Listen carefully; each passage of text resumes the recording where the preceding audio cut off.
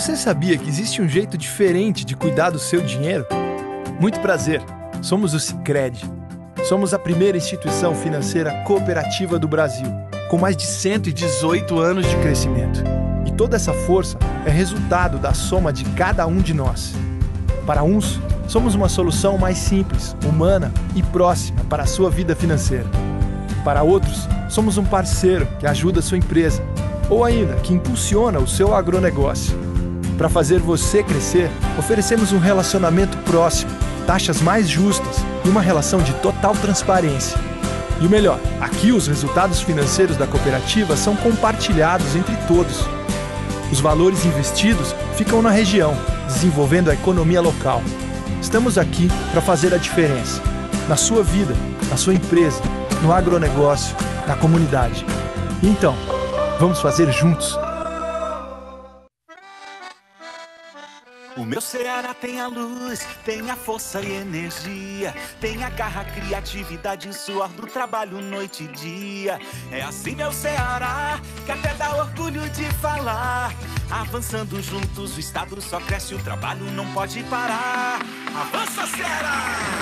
A gente tá junto, movendo a economia pra frente. A gente tá junto, inovando pra ser diferente. A gente tá junto, mais veloz e mais experiente, porque o meu Ceará avança com a gente.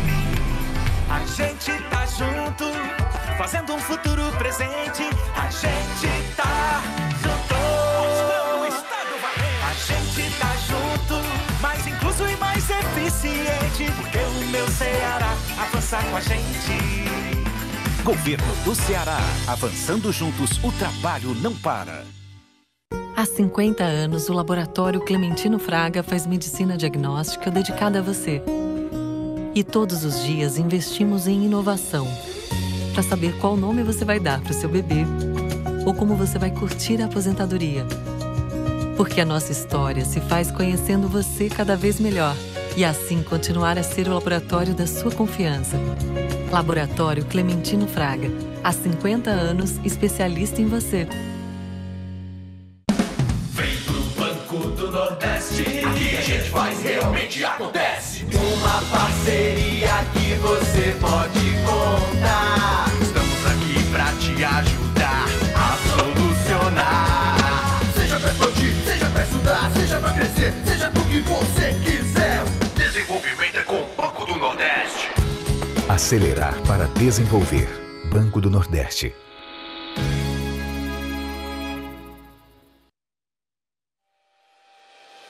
A necessidade de ressignificar momentos se tornou ainda mais necessária agora.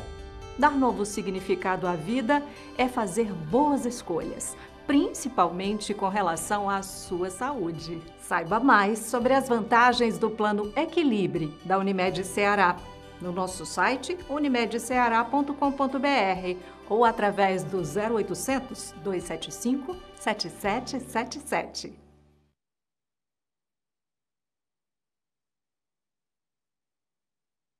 Olá, senhoras e senhores, boa noite.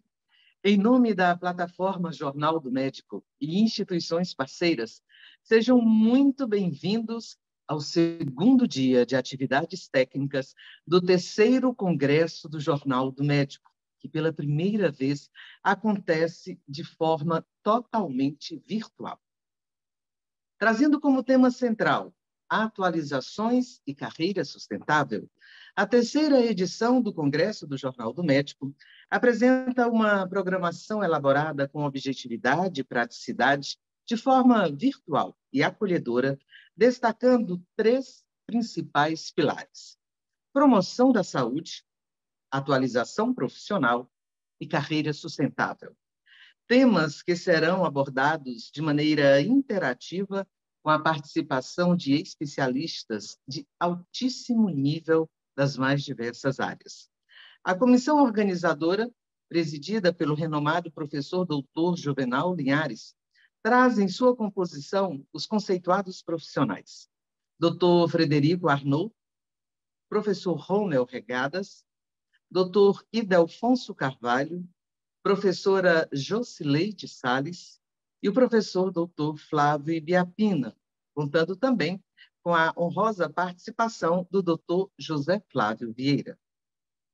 Desde já, em nome da comissão organizadora deste congresso, registro os agradecimentos a todos os patrocinadores que tornaram possível a realização deste evento.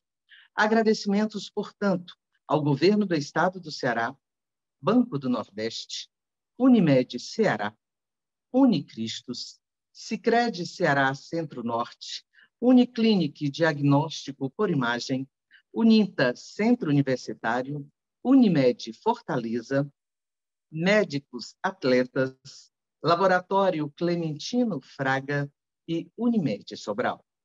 Agradecimento às empresas e instituições apoiadoras e renovado sentimento de gratidão ao Conselho Científico, coordenado pela Academia Cearense de Medicina.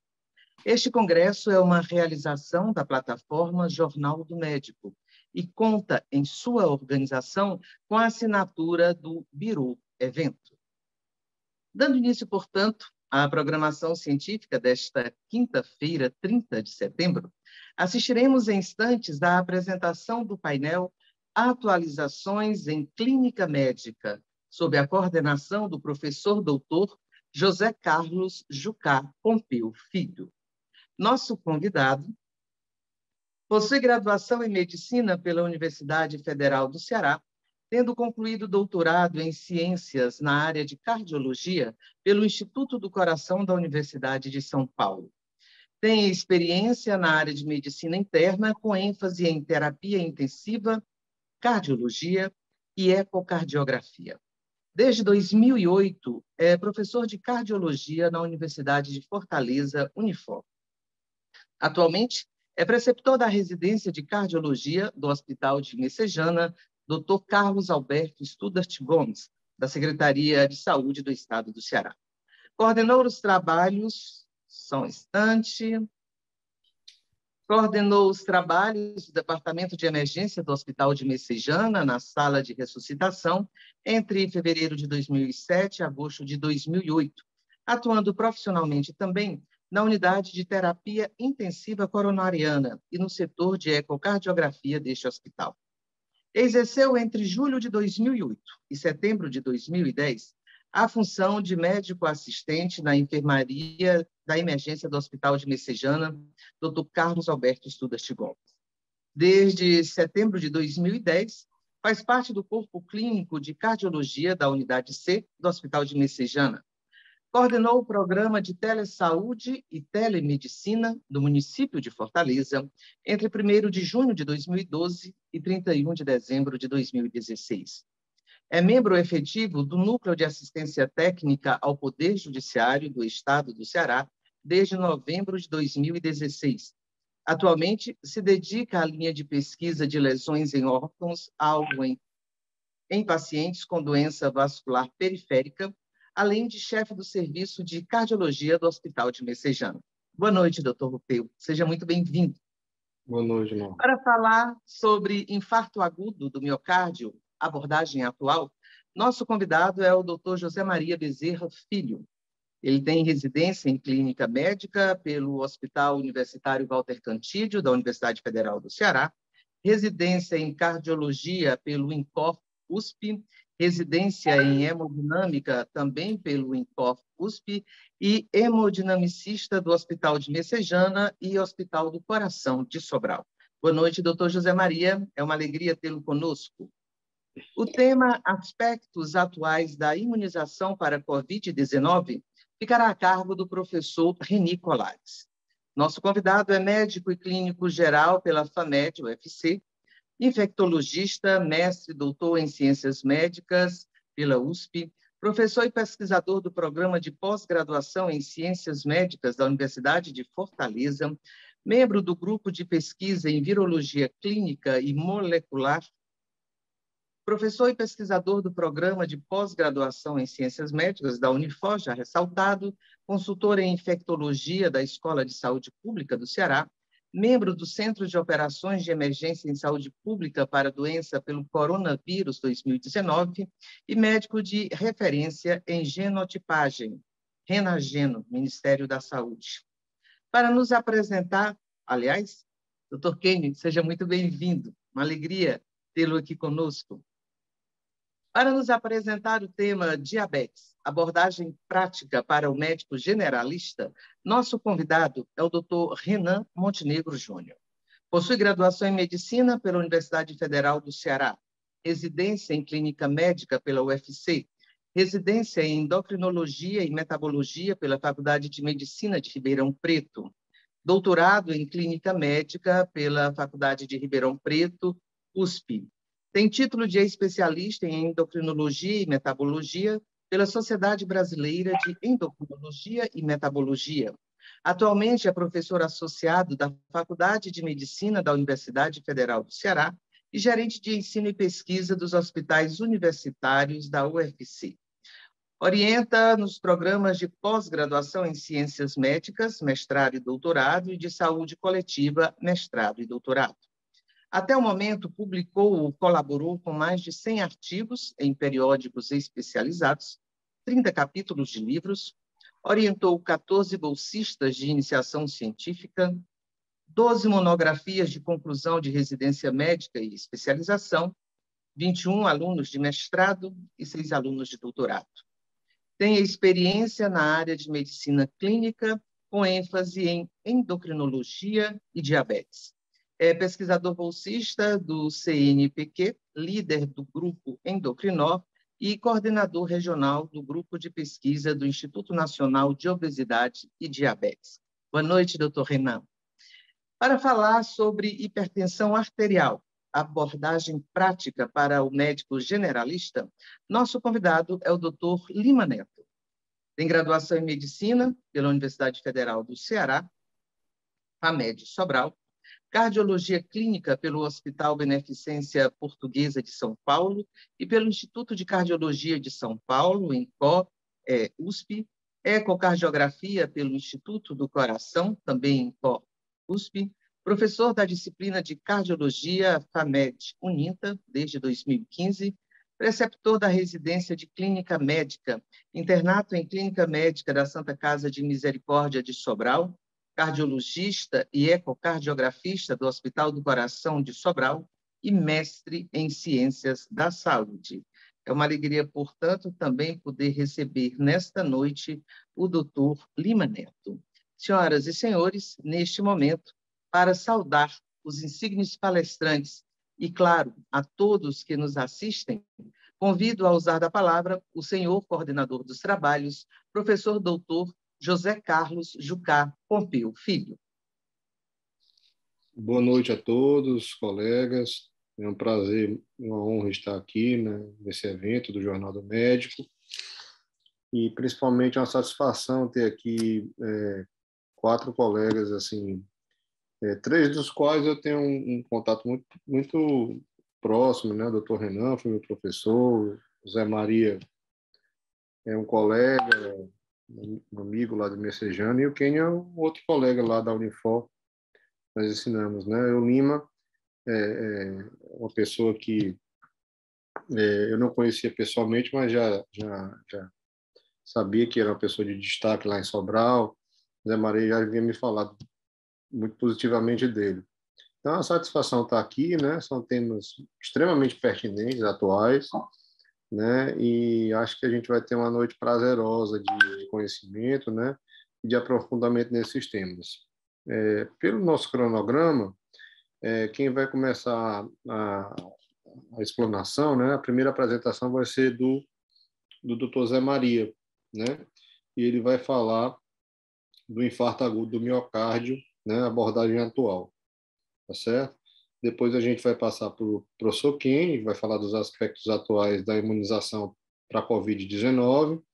A seguir, o Dr. Renan, que vai falar da abordagem prática para o médico generalista, e o Lima Neto vai falar, o Dr. Lima Neto vai falar da abordagem prática para o médico generalista, da abordagem da hipertensão, tá? Então é isso. Passo a palavra para o Zé Maria, né? Para o Dr. Zé Maria, para ele começar a nossa noite aí de imersão científica.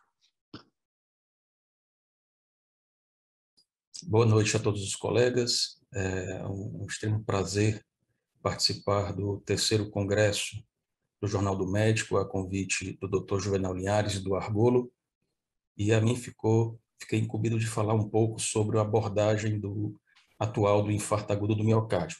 Tentarei falar resumidamente em 15 minutos um pouco sobre essa abordagem.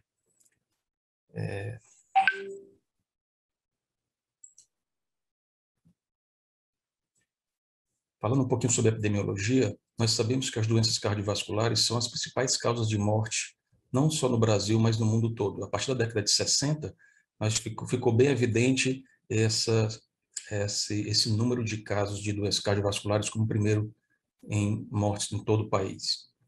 Estimativas para 2021 é que mais de 400 mil mortes vão acontecer por ano no Brasil, são dados da Sociedade Brasileira de Cardiologia. E pela CESA, por exemplo, em 2019, nós tivemos 4.400 mortes por infarto agudo do miocárdio. Para termos uma ideia, de março de 2020 a setembro de 2021, tivemos 590 mil óbitos decorrentes do Covid. E sabemos que pelo menos 50% dessas mortes, as causas foram de natureza cardiovascular. O infarto, é importante nós falarmos que a maioria dos óbitos eles acontecem na primeira hora, e principalmente nas 24 horas. 80% dos óbitos acontecem nas 24 horas. Portanto, a abordagem atual ela tem implicado bastante atenção em relação ao atendimento pré-hospitalar. Historicamente, nós podemos ver que há uma redução da mortalidade intra-hospitalar a partir da década de 60, através das unidades de terapia intensiva, as unidades coronarianas, e a partir da década de 80, com o uso da aspirina, dos trombolíticos e principalmente da intervenção coronariana percutânea, essa mortalidade ficou a patamares bem mais baixos, em alguns centros menores do que 10%. Falando um pouquinho sobre a fisiopatologia, temos que levar em consideração que alguns componentes, algumas condições clínicas como diabetes, hipertensão, dislipidemia, tabagismo, obesidade, sedentarismo, eles levam ao início da lesão endotelial. Aqui nós temos o vaso normal, com todas as suas camadas, e à medida que há a formação da placa do ateroma, nós podemos ver que existe uma camada da capa fibrosa e o conteúdo lipídico. Então, pacientes que apresentam condições clínicas que aumentam essa lesão endotelial vão aumentando progressivamente a formação da placa e, através da vulnerabilidade dessa placa, ou seja, a presença de uma capa fibrosa fina, um conteúdo lipídico mais espesso e mais inflamado e a presença de uma neovascularização, vão promover uma ruptura dessa placa, uma erosão dessa placa ateromatosa e ocorrerá um processo de ativação inflamatória com agregação plaquetária, vasoconstricção, culminando na formação do trombo no lúmen da artéria, que pode levar a uma oclusão completa ou não dessa artéria. Quanto à definição, em 2018, a Sociedade Europeia de Cardiologia, ele atualizou a definição universal de infarto, em que é necessário se ter uma elevação das troponinas cardíacas ultrassensíveis, que são os marcadores de necrose miocárdico, acima do percentil 99, em forma de curva enzimática. Isso aqui é uma coisa importante, porque existem outras situações em que você pode observar a elevação das troponinas, mas sem ter uma curva enzimática que caracterizaria o infarto. Além dessa alteração laboratorial, as alterações isquêmicas a nível do eletrocardiograma, seja supra ou infra do segmento ST, presença de ondas Q ou bloqueio de ramo esquerdo novo. Além disso, alterações da contratilidade, que são avaliados através de técnicas de imagem, especificamente o ecocardiograma. Portanto, nós temos 5 tipos de infartos, manifestações clínicas. O infarto tipo 1 é causado por uma ruptura ou erosão da placa ateromatosa. Esse aqui é o mais comum que a gente observa. Existe o infarto do tipo 2, em que há um desequilíbrio entre o consumo e a oferta de oxigênio para determinada região do coração. Nós observamos isso em pacientes com sepsis, em pacientes com hipotensão ou hipertensão grave, por exemplo. Pacientes que apresentam infarto tipo 3 geralmente são por morte súbita, por provável consequência isquêmica, tá certo? Ou avaliado em pacientes que apresentam morte súbita abortada, que fazem estudo através do cateterismo ou através de estudos de necrópsia. O tipo 4 está associado com intervenção coronária percutânea e o tipo 5 associado com cirurgia de revascularização miocárdica, levando em consideração que para que tenha elevação, para que tenha o infarto do tipo 4, você tem que ter 5 vezes o valor de referência da normalidade das troponinas, enquanto para se considerar infarto do tipo 5, ou seja, associado à revascularização, você tem que ter pelo menos 10 vezes o valor de referência das troponinas. Outro termo muito utilizado atualmente é o termo MINOCA, que é o termo de doença arterial coronária, de infarto agudo do miocárdio, sem a presença de doença arterial coronariana significativa. Tá ok? Nós temos, portanto, um paciente que chega com dor torácica isquêmica, portanto, esse paciente vai ter uma síndrome isquêmica miocárdica instável e ele pode ser de 2 tipos, com elevação do segmento ST ou sem elevação do segmento ST. Nós podemos ver através aqui dessa imagem que você tem a capa fibrosa, o conteúdo lipídico e a formação de um trombo, que não oclui completamente a luz do vaso.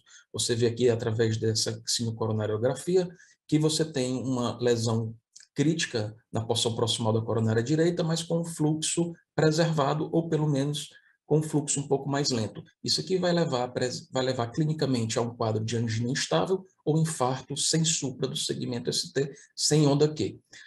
Em contrapartida, quando você tem uma obstrução completa do vaso, através da ruptura da placa, da capa fibrosa, a presença do conteúdo lipídico em contato com o lume do vaso vai estimular a formação do trombo. Quando o trombo ele oclui completamente a luz do vaso, nós temos um infarto com supra, com oclusão completa do vaso, e isso pode gerar a presença do infarto com onda Q.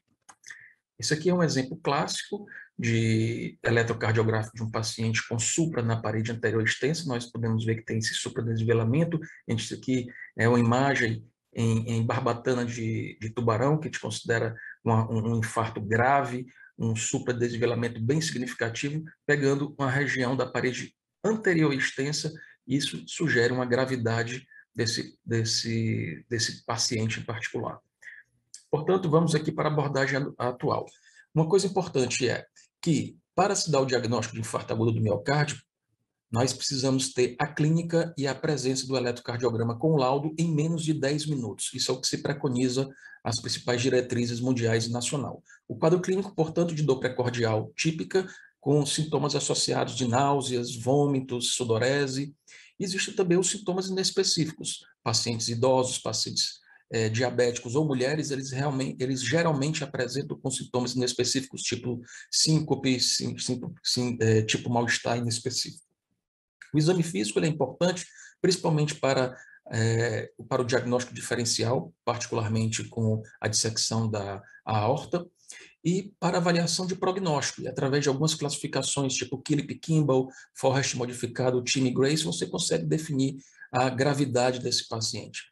O eletrocardiograma, para se dar o laudo de infarto com supra, você precisa ter pelo menos um supra de mais de 1 milímetro em 2 derivações contíguas, em se considerando as derivações frontais, ou acima de 2 milímetros, em considerando derivações precordiais. Outra possibilidade seria um bloqueio de ramo esquerdo novo ou presumivelmente novo.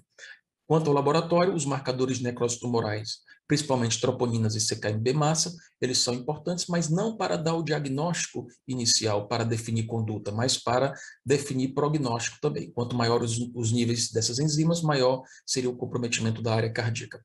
Confirmado, portanto, o diagnóstico de infarto, e agora, o que devemos fazer?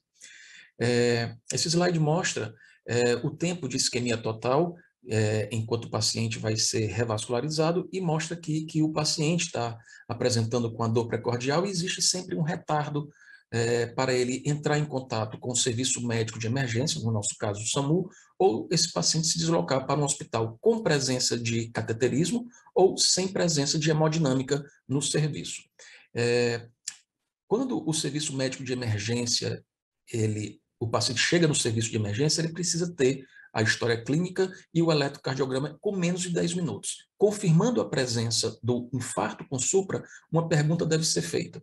Esse paciente, ele vai demorar mais do que 2 horas para chegar ao serviço onde pode ser realizado angioplastia primária ou não? Porque caso ele demore mais do que 2 horas, a estratégia com fibrinolítico deve ser aventada como estratégia de reperfusão de escolha. Caso esse paciente demore menos do que 2 horas para chegar no hospital onde faça estratégia invasiva, através do cateterismo, é preferível aguardar para fazer a angioplastia primária mecânica do que fazer a reperfusão química através de fibrinolítico, tá ok? E espera-se que, no momento que você decidiu que a estratégia ela é química, em menos de 10 minutos esse paciente deve ser realizado a infusão do trombolítico. Em relação à angioplastia primária, em menos de 90 minutos esse paciente precisa ter a artéria aberta, ou seja, o tempo porta-balão tem que ser menor do que 90 minutos, idealmente menor do que 60, caso o paciente procure imediatamente um hospital onde tenha hemodinâmica 24 horas, 7 dias na semana, pelo menos. Aqui mostra, esse slide mostra a importância de você se revascularizar o paciente no momento precoce. Nas primeiras 3 horas, mais ou menos, você vê a queda importante da mortalidade. Quando esse paciente demora mais ou menos de 7 a 12 horas, você vê que a redução de mortalidade ela é menos significativa, embora haja a redução. Portanto, as técnicas de reperfusão miocárdica podem ser a angioplastia primária, a terapia fibrinolítica ou a revascularização cirúrgica aguda, que cada vez é menos utilizada apenas em situações em que a angioplastia não teve sucesso. Voltando quanto à terapia de reperfusão. Vamos aqui, portanto, a essa abordagem. O paciente, a primeira coisa que nós precisamos fazer é dar o diagnóstico de infarto com supra. Sim. Nesse momento, você vai avaliar a possibilidade de recanalização. Se vai demorar mais do que 2 horas para chegar a um serviço de hemodinâmica, esse paciente deve ser encaminhado à trombólise. Próximo passo, nós avaliarmos se esse paciente tem ou não contraindicações. Essas são as contraindicações aos trombolíticos, as absolutas AVC prévio, hemorrágico, pacientes com lesões cerebrais, neoplasias em alguma época da vida, suspeita de dissecção de aorta, AVC isquêmico nos últimos 3 meses, sangramento ativo, algum distúrbio hemorrágico e um traumatismo craniano nos últimos 3 meses. Essas são contraindicações absolutas ao uso do trombolítico. Digamos que o paciente não tenha contraindicações. Então, qual trombolítico utilizar? Nós disponibilizamos de 4 tipos de trombolíticos: streptokinase, alteplase, reteplase e tenecteplase. Infelizmente, a reteplase não está presente no nosso país. E se formos analisar qual é o trombolítico de escolha atualmente, o tenecteplase ele é o melhor. Por quê? Pelo fato de a posologia dele ser muito cômoda. É apenas um bolus único, né? E de acordo com o peso do paciente, você pode fazer a dosagem em bolos. Além do uso do fibrinolítico, nós precisamos usar o anticoagulante, que nesse caso pode ser a heparina não fracionada, a inoxaparina e a fondaparinux. A streptokinase foi utilizada muito no passado, mas atualmente é bem menos utilizado e que tem menor eficácia, inclusive, do que tanto a tenecteplase quanto o RTPA. Lembrando que todos esses pacientes precisam também usar aspirina, caso não tenha contraindicação, e o clopidogrel. Tá? Não utilizaremos os novos antiagregantes plaquetários em pacientes com estratégia para fibrinolítico, porque aumenta muito o risco de sangramento. Vou colocando aqui que o tempo porta-agulha ideal pela Sociedade Brasileira de Cardiologia seria 30 minutos e a Sociedade Europeia menos de 10 minutos. No momento que você faz a trombólise, outra pergunta importante é: houve ou não critérios de reperfusão? Os critérios de reperfusão com os fibrinolíticos são melhora ou resolução completa da dor torácica, resolução do supra do segmento ST mais do que 50% na maior derivação e a presença de arritmias de reperfusão, que é o ritmo idioventricular acelerado. Esses critérios devem ser avaliados em até 1h30. E caso o paciente apresente critérios de reperfusão, posteriormente, o paciente deve ser encaminhado para um hospital onde possa fazer estratificação invasiva com cateterismo em até 24 horas. Caso esse paciente não apresente critérios de reperfusão, esse paciente deve ser encaminhado imediatamente para um serviço de angioplastia primária. Outras medicações que podem ser utilizadas, portanto, que foram ditas, a aspirina, que deve ser utilizada na dose de 200 a 300 miligramas no nosso país, geralmente macerados, mastigados, para ter um efeito mais rápido, e o clopidogrel, na dose habitual de 300 miligramas. A dose de 600 miligramas seria utilizada para que o paciente fosse encaminhado para a angioplastia primária. Os anticoagulantes, heparina não fracionada, de baixo peso molecular, ou a fondaparinux. Aqui tem as doses dessas substâncias. Portanto, a terapia de reperfusão através da trombólise, nós temos disponíveis esses trombolíticos, as medicações adjuvantes, antiplaquetários e os anticoagulantes. As vantagens desse tipo de terapia é porque pode estar presente universalmente, ele é preferível em relação à angioplastia, caso demore mais do que 2 horas para se chegar a um hospital de hemodinâmica, e é muito efetivo, principalmente se for utilizado nas primeiras horas do início do quadro clínico. As limitações são as contraindicações, os pacientes que falham em realizar uma reperfusão completa, ou seja, um fluxo TIM-3, reoclusão, complicações hemorrágicas em pacientes de alto risco, por exemplo, pacientes com choque, que devem ser encaminhados para a angioplastia primária. A angioplastia primária no infarto é a estratégia de preferência, tá certo? Esse estudo mostra vários estudos randomizados, 23 estudos randomizados com quase 8.000 pacientes, mostrando que em verde, pacientes que foram encaminhados para angioplastia primária, em vermelho, que foram feitos trombólises, e você pode observar que a morte foi menor, infarto não fatal foi menor, isquemia recorrente menor, AVC hemorrágico menor, e o conjunto de morte, AVC não fatal e AVC em si, infarto não fatal, desculpa, e AVC em si, foram menores na estratégia de reperfusão invasiva. A angioplastia de salvamento ou angioplastia de resgate para aqueles pacientes em que a angioplastia, a fibrinólise não foi adequada, sem critério de reperfusão, e a angioplastia facilitada, que atualmente nós estamos cada vez mais usando menos, que seria o uso de fibrinolítico com doses plenas ou parte da dose, junto com alguns antiagregantes plaquetários, com o objetivo de melhorar o resultado da patência do vaso na hora de ser encaminhado para a angioplastia primária. Ou seja, essa abordagem está sendo cada vez menos utilizada pelo risco de sangramento, que é muito elevado. A evolução da angioplastia no infarto se deu através da presença dos stents normais, né? Primeiramente se fazia apenas com balão, depois com os stents normais, aí vieram as restenoses. Os stents farmacológicos, eles conseguiram melhorar os resultados com os stents convencionais. E os stents farmacológicos de última geração apresentam o risco tão baixo de trombose dos stents como os stents convencionais. Os inibidores da glicoproteína 2B3A só devem ser utilizados na intervenção primária quando esses pacientes apresentam alta carga trombótica ou no reflow, ou fluxo lento após o implante do stent. Não deve ser utilizado de rotina. Angioplastia facilitada cada vez mais em desuso, angioplastia de salvamento nos pacientes que, como já foi dito, que tiveram insucesso na trombólise, e a abordagem mecânica do trombo. Essa abordagem mecânica do trombo, através de catéteres de aspiração, catéteres de trombectomia, protetores para evitar a liberação de trombos. Esse estudo TAPAS, que foi um estudo de um centro único, ele mostrou que teve benefício da mortalidade, mas no mesmo ano foram feitos novos estudos multicêntricos mostrando que a mortalidade em 30 dias e 1 ano era a mesma. Portanto, o uso da trombectomia por aspiração não deve ser utilizada de forma rotineira apenas nos casos em que há grande carga trombótica e pacientes que apresentam fluxo diminuído. Portanto, algumas mensagens que eu gostaria que vocês levassem para casa são: a estratégia de reperfusão precoce no infarto com supradesnivelamento melhora o prognóstico do paciente, diminui mortalidade. Estimular a trombólise pré-hospitalar através do SAMU, através do uso do TNK, pela facilidade da administração da droga. A intervenção coronária percutânea primária ainda é a estratégia preferencial de reperfusão porque apresenta melhores resultados, o fluxo TIM-3 em mais de 90% dos casos.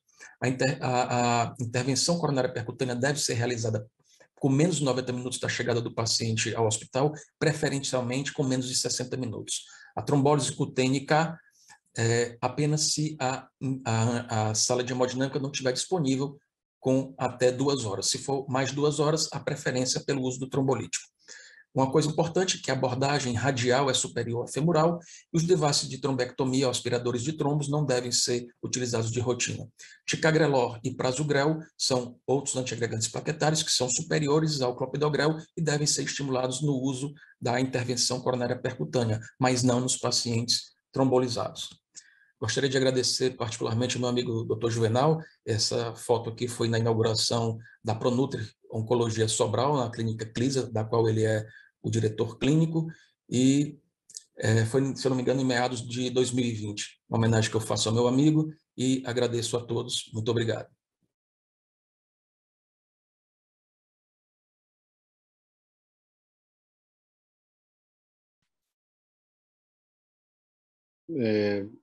Bom, então, seguindo essa apresentação do Dr. José Maria, a gente vai ter agora o privilégio de contar com a apresentação do professor Kenny Colares. Ele vai falar dos aspectos atuais da imunização para a Covid-19. As pessoas que estão assistindo a nossa mesa, as apresentações, podem encaminhar as perguntas através do chat, para que a gente encaminhe as perguntas aos professores, tá certo? Kenny, a palavra é sua, amigo. Bem, olá, boa noite a todos, espero que estejam vendo a minha apresentação. Agradeço ao convite honroso aí da comissão organizadora para participar desse evento. Minha tarefa é falar um pouco sobre tudo que aprendemos e o que não aprendemos, as dúvidas que temos em relação às vacinas. Meu tempo é muito curto, serei o mais objetivo possível, tá certo? É um assunto que está na pauta e todo mundo está tendo um pouco de acesso nos ambientes científicos e até nos jornais, né? E a gente, muito desse começo aqui já é conhecido, é uma família de vírus que já era conhecida, mas muito pouco divulgado, os coronavírus, com duas características aqui importantes para a nossa aula de hoje. Uma delas é o fato de ser um vírus de RNA, e a gente sabe que são seres vivos que têm uma maior capacidade de variabilidade, de mutações, né?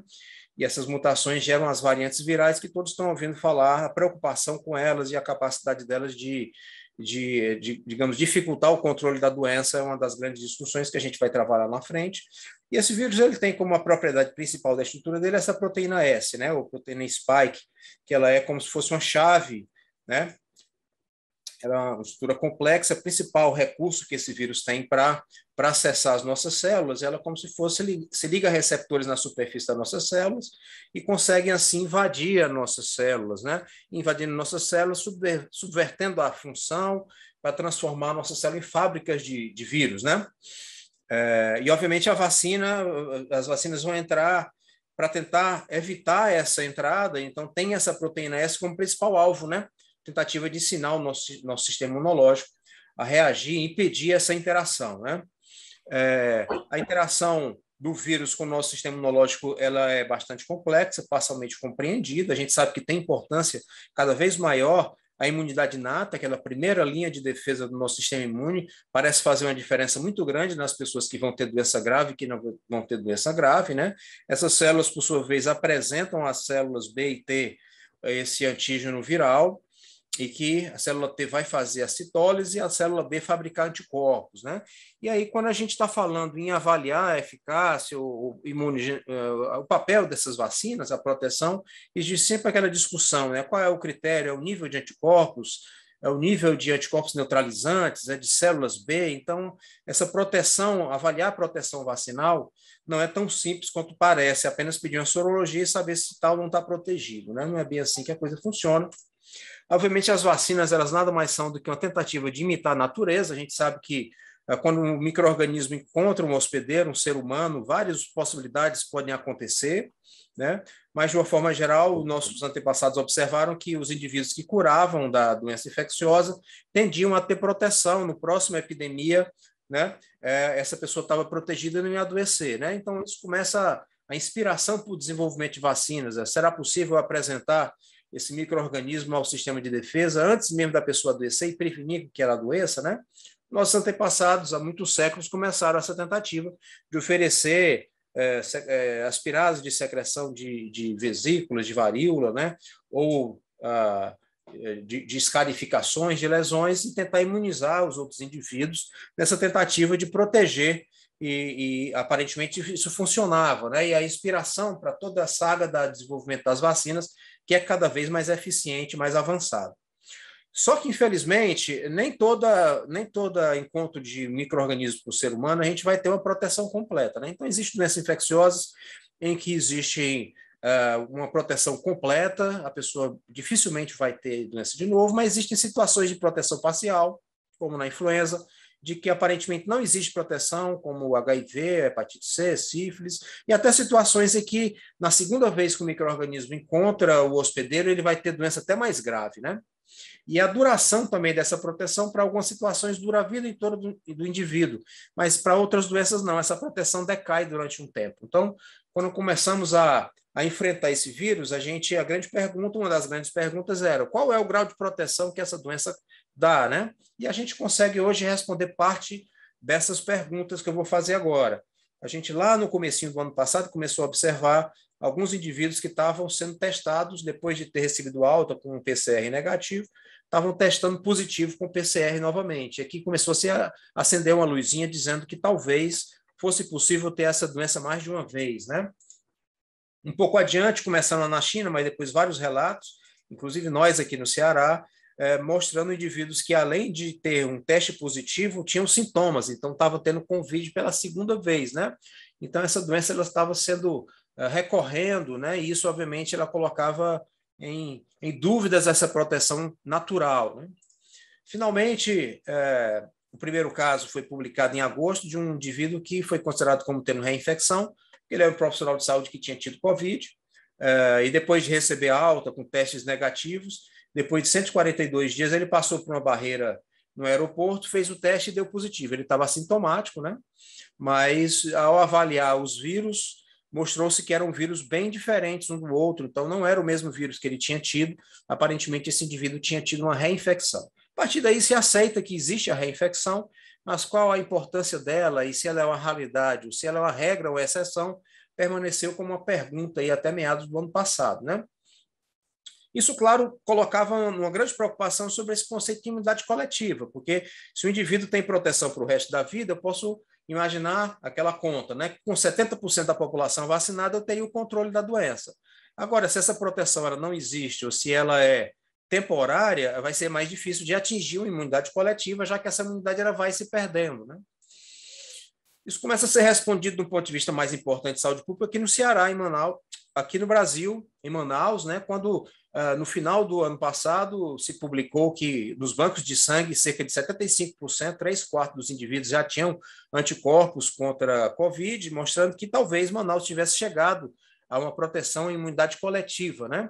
E logo depois a gente assistiu já em janeiro aquela grande epidemia com grande quantidade de óbitos, né? Em Manaus, até maior do que a primeira onda, começando a colocar em dúvida se a gente ia realmente ficar imunizado pela doença, né?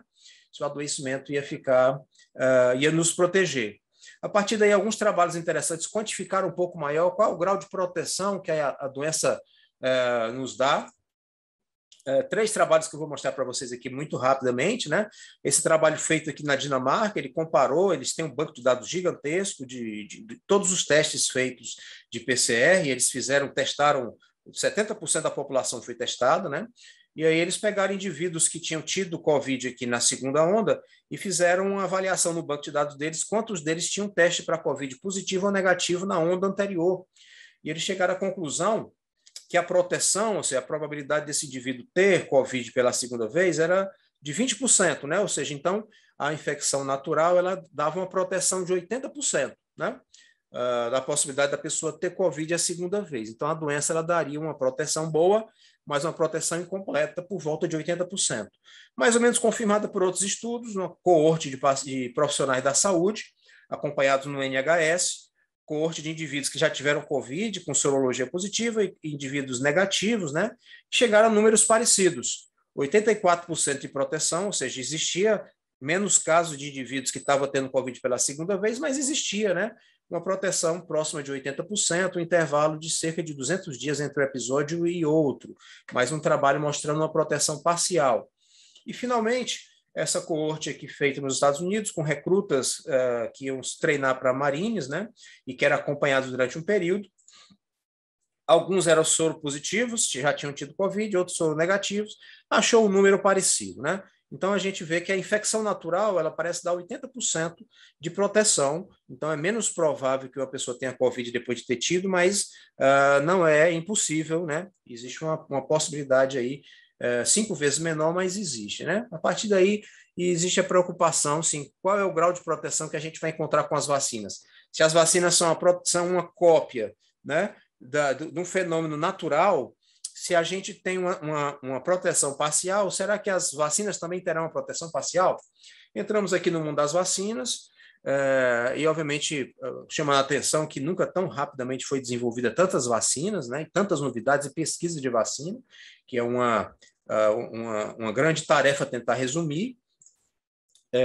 Essas vacinas, como a gente foi colocado, é a tentativa de oferecer, no caso da Coronavac, o vírus inteiro inativado, no caso das outras, oferecer um pedaço do vírus, geralmente derivados aqui dessa proteína spike, para que o nosso sistema imunológico aprenda com isso a se defender da doença natural, né? Primeira avaliação que se faz no teste dessas vacinas é se elas produzem anticorpos, todas elas produzem anticorpos, e a grande dúvida é saber qual é o marcador aqui que vai dizer se a pessoa está protegida ou não, né? Então, a melhor forma de saber se uma vacina funciona é saber se as pessoas adoecem ou não adoecem. Aí a gente parte para os estudos de eficácia, mas mesmo eles geram números que às vezes nos confundem, porque eu posso avaliar a eficácia de uma vacina se ela previne a infecção, ou se ela previne infecção sintomática, doença, se ela previne internamento, doença grave ou óbito, né? Os primeiros estudos foram feitos com esse desfecho, avaliar se as vacinas previnem doença, e aí mostrando rapidamente aqui as 3 vacinas principais que nós temos. Os estudos da Coronavac mostravam 50% de proteção, mas quando eram avaliadas formas mais graves da doença, ela chegava a 80% a 100% de proteção, né? Os estudos da vacina de Oxford mostraram 70% de proteção para a doença, e os estudos da Pfizer mostravam 95%, quase 95% de proteção, né? É claro que isso aqui é relacionado à proteção contra a doença. Quando a gente leva isso para o mundo real, que é da avaliação de efetividade, né? A gente pode tirar algumas conclusões. Uma delas é que a proteção que existe, mesmo para a doença, infecção e para a doença grave, não é de 100%. Então, a gente aprendeu por esses estudos e depois na vida real a ver pessoas vacinadas ter doença e até se internarem, às vezes irem a óbito, né? Ou seja, a proteção da vacina também é parcial. E quando a gente compara as vacinas, não na proteção relacionada à doença, mas à doença grave, elas tendem todas a se aproximar de um patamar que varia de 80% a 90%. Ou seja, as vacinas, se a gente estiver falando de internamento, doença grave e óbito, elas se aproximam em termos de efetividade, né? Agora, nessa reta final, quero falar de 2 coisas que nos preocupam agora e que nos deixam em dúvida. Uma delas é a questão das variantes, né? Qual o papel das variantes e a capacidade delas dificultarem o controle e impossibilitarem o papel das nossas vacinas. O que nós aprendemos nesse período, foram identificadas 4 variantes principais, isso aí está circulando nos jornais, todos vocês devem ter tido algum contato com isso. A última que tem nos preocupado mais é essa variante Delta, que acaba de chegar no Brasil, né? Essas variantes, elas podem ter capacidades diferentes em relação ao vírus original, mas no nosso caso aqui, a nossa grande preocupação é, essas variantes são capazes de driblar a proteção fornecida por doença e por vacina, né? A variante Delta ela foi inicialmente identificada na Índia, quando ela causou essas grandes epidemias aqui com muitos casos e muitos óbitos, mas quando ela chegou na Índia, a vacinação lá era muito baixa ainda, 0,4%, né? Então, mostrava a capacidade do vírus causar grandes epidemias, mas não informou para a gente sobre qual era a proteção dessa vacina.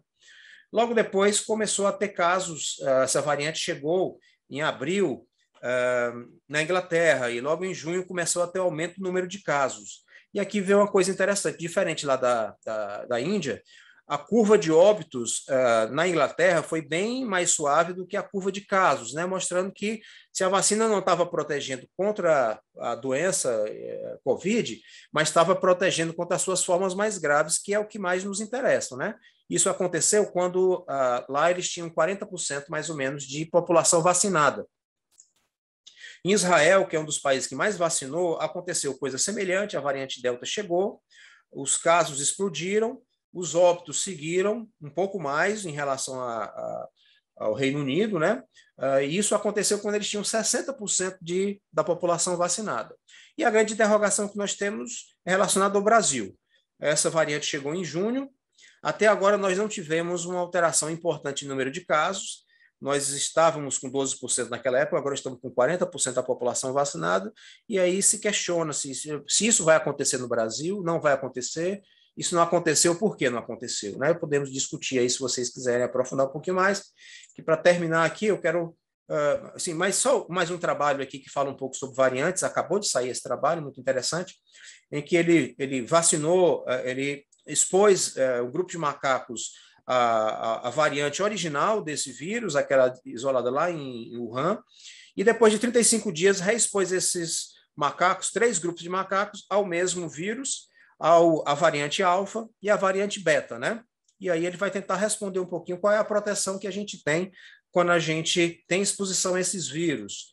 E aí, um achado interessante é que o nível de viremia que ele conseguiu, ou de vírus na secreção respiratória inferior no pulmão. Quando era a primeira infecção, era lá em cima, né? E na segunda infecção, quem foi exposto ao mesmo vírus, 35 dias depois, ainda teve macaco que se infectou. Ou seja, mesmo contra o vírus igual, houve infecção, mostrando que essa proteção é boa, mas não é perfeita. Quando a gente avaliou a variante alfa e a variante beta, mostrou que a capacidade, a proteção é menor, ou seja, teve mais vírus e mais replicação viral, mostrando que sim, essas variantes são capazes de driblar a proteção fornecida por esse vírus, né? E quando a gente avaliou o que aconteceu no trato respiratório superior, os níveis de vírus, todos eles foram maior na via respiratória superior. Fazendo a correlação aqui que nós estamos fazendo, de que nível de vírus no trato respiratório inferior está associado à doença grave, acometimento pulmonar. E o nível de vírus no trato respiratório superior sinaliza a capacidade de transmitir, né? Então, isso aí talvez explique porque a vacina, ela protege contra a doença mais grave, protege o pulmão, mas não protege tanto a via respiratória superior, e a possibilidade de um indivíduo vacinado se infectar e transmitir parece ser real. A última coisa que eu quero falar é outra preocupação que está em voga, é o declínio da imunidade, né? Que é outra teoria que diz por que a gente está tendo aumento de casos em locais onde houve vacinação, é porque talvez essa imunidade caia durante o tempo. E realmente a observação de indivíduos vacinados tem mostrado em laboratório uma queda dos níveis de anticorpos com o passar dos meses. E 2 trabalhos recentes nos ajudam a entender as últimas recomendações aí do Ministério da Saúde, e que está sendo feito no mundo todo. Um deles é esse aqui, que fez uma avaliação do declínio da proteção entre indivíduos de diferentes faixas etárias, isso feito em Israel, né? Indivíduos que foram vacinados em janeiro, fevereiro, março e tal, até maio, né? E aí a proporção de indivíduos, a incidência dessa doença nessas populações. Então, quer dizer, ele mostrando aqui que indivíduos idosos, quanto mais tempo ele foi vacinado, maior o risco dele ter infecção, né? Isso aconteceu também nos mais jovens, ou seja, mostrando que parece haver sim uma probabilidade maior de se infectar se o indivíduo se vacinou há mais tempo. Parece, na prática, haver realmente uma queda da proteção para todos os indivíduos. Mas quando eles consideraram casos graves, adoecimento com doença significativa, que leve à hospitalização ou óbito, isso só foi importante em pessoas que tinham idade mais avançada. Isso aqui baseia a recomendação que em Israel eles começaram a seguir, que já chegou aqui, de oferecer a terceira dose para indivíduos idosos e oferecer a terceira dose para indivíduos vulneráveis, né? E aqui, para terminar, a gente já mostra os trabalhos que eles obtiveram lá em Israel, comparando os indivíduos que receberam a terceira dose com aqueles indivíduos que tinham recebido apenas 2 doses dessa vacina da Pfizer, mostrando que a partir de 12 dias, a chance de ter infecção ou de ter doença grave é 11 vezes menor de ter infecção e de ter doença grave quase 20 vezes, né? Mostrando que realmente, né, parece que a terceira dose da vacina vai proteger esses indivíduos, especialmente os indivíduos com idade maior do que 60 anos de idade, né? Chegando às conclusões finais, que a infecção natural parece trazer uma proteção, mas é uma proteção parcial, que as vacinas dão uma proteção parcial, menor, reduzindo a probabilidade de adoecer, mas muito mais da pessoa ter doença mais grave. As variantes virais parecem ser capazes de driblar em parte a nossa proteção, isso dependendo da variante, dependendo do sítio, se é mais trato respiratório baixo ou trato respiratório alto, existe essa implicação para a doença e para a transmissão. O declínio da proteção, avaliado em 5 meses desses trabalhos, parece ser uma realidade, e mais importante e significativo em termos de doença grave é para as pessoas mais vulneráveis, especialmente idosos. Então, é uma pergunta atual de quanto e quanto tempo a gente vai precisar vacinar para a terceira dose, e se toda a população vai ter que fazer isso ou apenas a população mais idosa. Esses trabalhos respondem em parte. E, juntando tudo isso, um comentário final de que as vacinas foram um grande avanço para o controle da doença, mas, aparentemente, elas não vão conseguir nos proteger completamente sem que a gente abra mão aí das medidas comportamentais, de rastreamento, ou seja, os outros cuidados que a gente desenvolveu vão precisar ser tomados durante algum tempo, pois as vacinas elas são protetoras, mas elas não são 100% protetoras, né? Concluo por aqui, fico à disposição aí para a gente discutir no final, de acordo com o que vocês acharem interessante.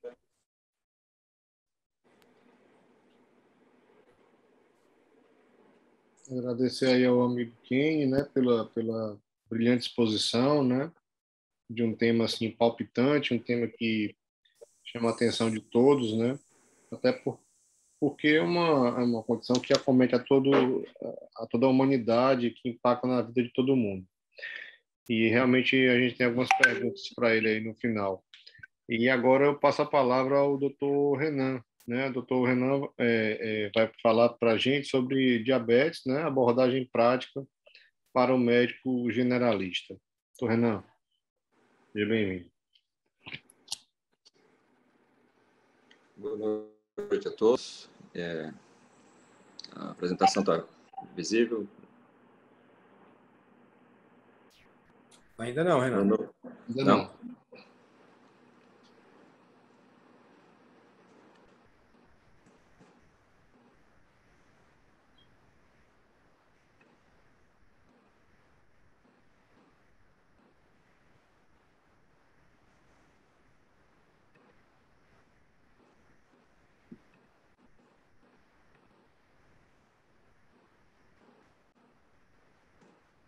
Nada? Não, ainda não.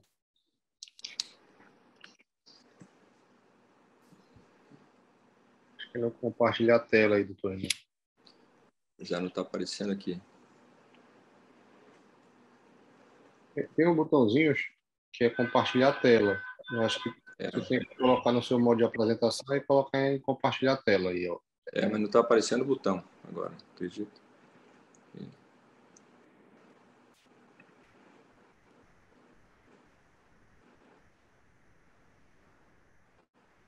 Doutor Renan, o senhor tem que voltar na tela do Zoom para enxergar o botão. É um botãozinho verde bem embaixo da tela. Não está aparecendo aqui no Mac.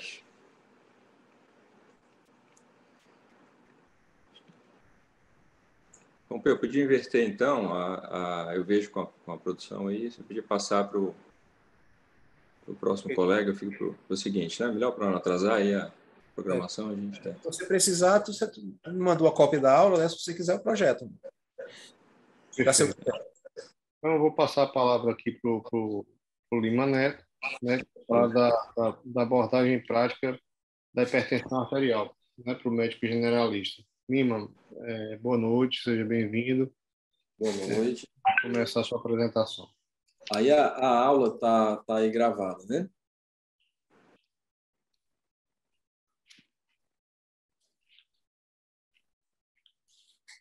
Tudo bem? Eu sou Lima Neto, sou médico cardiologista, atuo profissionalmente aqui em Sobral, trabalho no Hospital do Coração de Sobral e trabalho também na Clínica do Coração de Sobral. É um prazer estar participando do 3º Congresso Online do Jornal do Médico. Quero agradecer o convite do professor Juvenal Linhares, o qual é o presidente deste evento, e através dele quero saudar, né, a todos os palestrantes, todos os congressistas, e desejar que todos tenham um bom evento, tá certo? Agora a gente vai começar a nossa apresentação. Eu vou aqui apresentar a minha tela para vocês poderem assistir.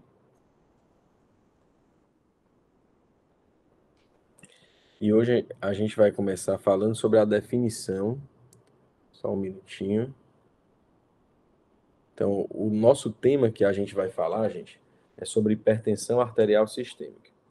Certo? Então, a gente vai falar a abordagem prática para o médico generalista. E eu não tenho nenhum conflito de interesse nessa apresentação, tá certo? E a hipertensão arterial sistêmica, né, ela é uma doença crônica e não transmissível. E ela tem uma definição. Ela é caracterizada por uma elevação persistente da pressão arterial, da PAS, pressão arterial sistólica maior ou igual a 140, e ou da pressão arterial diastólica maior que 90. O que eu quero chamar a atenção nesse primeiro slide é que a gente tem que caracterizar uma elevação persistente da pressão arterial. Por que persistente, doutor Lima? Porque o que é que a gente tem observado? Em muitos casos, muitos pacientes em momentos de ansiedade, momentos de estresse, perda de um familiar, de um ente querido, eles são pacientes que têm a pressão 11/7, 12/8, 13/8, 10/6, mas um momento trágico de estresse, de preocupação, eles apresentam um pico de 18/9. E depois, em seguida, esse paciente fica normal.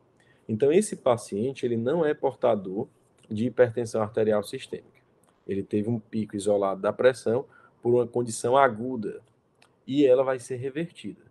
Então, a primeira definição, o primeiro cuidado que o médico clínico tem que ter é para não julgar um paciente que chega no cenário de emergência com pressão de 20/10 e ele já sair para casa com receita de bolo utilizando vários antipertensivos. Esse paciente com 2, 3 dias ele vai passar mal e vai retornar ao pronto-socorro com hipotensão, com síncope, com mal-estar, com sudorese. E aí porque foi indicado um tratamento indevido. Então, esse primeiro slide eu quero chamar a atenção que a hipertensão ela é caracterizada quando a gente tem uma elevação persistente por 2 ou mais medidas, né, em situações diferentes, mantendo esse valor acima de 14/9. Então, isso tem que ficar, é um hallmark desse slide que a gente tem que levar para a vida. E outra coisa, essa medida tem que ser utilizando uma técnica correta.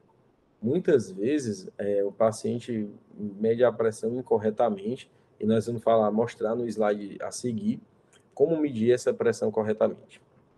Doutor Lima, e por que essa aula ela é tão relevante? Porque a pressão arterial ela é o principal fator de risco modificável. E ela é nitidamente, por vários estudos, mostrando a associação independente, linear, contínua para doenças cardiovasculares, para doença renal crônica e para a morte prematura. Então, ela é uma doença que causa grande morbidade, causa grande mortalidade. E eu vejo, médico, como clínico, não apenas só como cardiologista, que existe meio que uma desvalorização ou um descuido no tratamento desse paciente. Está meio banalizado. O médico, em geral, ele passa o remédio, o paciente começa a tomar corretamente ou não, porém a gente não avalia o sucesso desse tratamento. Se esse paciente está atingindo uma meta terapêutica adequada, certo? Mas já vamos falar disso novamente. Então, e a gente tem que entender, então, o diagnóstico é quando essa pressão é maior ou igual a 14/9, 140/90, né, em 2 ou mais medidas, utilizando a técnica correta, entender que ela causa grande morbidade, mortalidade, e entender que ela não tem um único agente causal. A gente tem que entender que ela é uma doença multifatorial, que engloba os fatores genéticos, né? Então, se o pai tem, os irmãos têm, o paciente em questão tem grande chance de ter. Tem que entender que a prevalência dela aumenta com a idade, né? Então, pacientes com envelhecimento, a prevalência aumenta demais. O sexo feminino tem uma prevalência mais alta, né? Então, geralmente, pacientes mais jovens é mais comum em pacientes do sexo masculino, mas com o envelhecer da população, o sexo feminino tem uma prevalência maior. Outro fator muito comum, consistente, é a obesidade. Por isso que a perda de peso faz parte do tratamento. A nossa dieta, gente, é uma dieta muito ocidental, muito rico, uma dieta rica em alimentos em conserva, né? Que utilizam altos níveis de sódio, né? Então, um cloreto de sódio muito elevado e com baixo teor de potássio, né? Então, esses alimentos enlatados, industrializados. Esse dia eu vi, por exemplo, eu fui ao supermercado e vi que uma latinha de salsicha em conserva, ela tinha 30% da ingestão de sódio recomendada por dia, por uma porção, né? Quer dizer, então esses alimentos em conserva a gente tem que desestimular o uso. Seria interessante que o Ministério da Saúde adotasse políticas de saúde sobre como utilizar salgantes ricos em potássio e baixos em sódio, tá certo? Por quê? Porque a doença hipertensão arterial é um problema de saúde pública. Ela causa enorme prejuízo aos cofres públicos, né? Com internação, com infarto, com AVC, com perda de produtividade. Então, ela tem múltiplos fatores de risco, desde o sedentarismo. Então, a gente tem que recomendar uma atividade física regular de 30 minutos por dia, correspondendo a 150 minutos por semana. O uso do álcool também, muito banalizado, né? Então, pacientes que fazem ingestão alcoólica é importante. Mais de uma cerveja por dia, né? Mais de uma cerveja, ou mais de 2 taças por dia, aumenta muito a prevalência da hipertensão. Algumas medicações e drogas, principalmente medicamentos como corticoides, né? Que aumentam muito a pressão. Então, a gente tem que entender já esses fatores de risco que elevam a pressão. Tá certo? Sobre a técnica correta de medir a pressão, o paciente tem que estar num ambiente calmo, tem que estar num ambiente silencioso, tem que ficar em repouso durante uns 5 minutos antes de realizar a medida da pressão. Esse paciente não pode estar com a bexiga cheia, não pode ter feito atividade física por pelo menos 1 hora, não pode ter ingerido café, bebida alcoólica, não pode ter fumado. Ele tem que estar com as pernas descruzadas, ele tem que usar um manguito adequado para o tamanho do seu braço, tá certo? Então, essa é a técnica correta de realizar a medida da pressão. Em relação à prevalência da pressão arterial, esse gráfico vai mostrando para a gente, um gráfico da prevalência no Brasil, que a gente chega até 70% dos pacientes com mais de 70 anos já são hipertensos, né? Foram utilizados alguns métodos, né? Desde o paciente no gráficozinho azul, que ele mede a pressão arterial, que ele autorrefere ser portador de hipertensão, e tem o tracejadozinho vermelho, que essa pressão foi realmente medida por algum aparelho, ou se ele já é um paciente que já faz uso. Então, a gente vê nitidamente, por várias formas de classificar o paciente como hipertenso, que a prevalência da hipertensão arterial vai aumentando com a idade. Então, quando a gente considera a população como um todo, até 30% da população brasileira adulta, acima de 18 anos, é considerado hipertenso. E essa prevalência sobe muito. 70% dos pacientes acima de 70 anos são hipertensos, né? Então, a prevalência inicialmente é maior em homens, mas com envelhecimento e idades mais avançadas é maior em mulher. E a gente agora tem um cenário, né, de uma doença crônica que não é transmissível, que tem uma alta prevalência, que o diagnóstico é fácil, simples, não requer nenhum método difícil, caro, de baixo custo. O grande problema é a baixa adesão terapêutica. Tolime, como é que a gente classifica o nosso paciente hipertenso? Então, a gente classifica a hipertensão arterial quando ela é acima de 140/90, e aí esse paciente é o estágio 1. A partir de 160 é o estágio 2, e a partir de 180 é o estágio 3. Só que agora a gente tem uma classificação. A pressão normal é de 120 a 129. E entra agora o pré-hipertenso, com a pressão arterial entre 130 e 140. E o que é a pressão ótima, né? Antes, na diretriz passada, né, brasileira de cardiologia, antes a pressão normal era abaixo, né, era abaixo de 130/80. Agora foi classificada a pressão normal e a pressão ótima, que é abaixo de 12/8. Tá certo? Então, a gente tem que utilizar essa classificação para o tratamento. E agora, além de saber qual estágio o nosso paciente está da pressão, a gente tem que saber qual é o risco cardiovascular desse paciente. Dependendo do estágio da pressão que ele estiver, a gente vai classificar ele como pré-hipertenso, como estágio 1, 2 ou 3, mas dependendo de outros fatores de risco, como tabagismo, como etilismo, diabetes, DAC já estabelecida, doença coronariana, ou lesão de órgão-alvo, como uma hipertrofia ventricular esquerda, pelo ecocardiograma, um eletrocardiograma evidenciando uma sobrecarga ventricular esquerda, pacientes com função renal alteradas, né? Então, todos esses fatores de risco maiores vão categorizar o paciente com um risco cardiovascular mais alto. E o que quer dizer esse risco cardiovascular alto? Quer dizer que ele tem uma chance maior de ter evento cardiovascular. E aí eu vou ter que ser mais incisivo no tratamento desse paciente. Doutor Lima, e até quanto eu tenho que baixar a pressão arterial desse paciente? Eu acho que essa é uma grande dúvida, né? Eu acho que essa é uma grande dúvida que a maioria das pessoas tem. Então, no paciente de risco baixo e moderado, gente, a gente tem que deixar a pressão até 140/90. Mas se o paciente ele tem um alto risco cardiovascular, por isso que é importante eu saber estratificar qual é o risco desse paciente. Ou utilizando o score de risco global, ou utilizando essa tabelinha que a gente acabou de mostrar.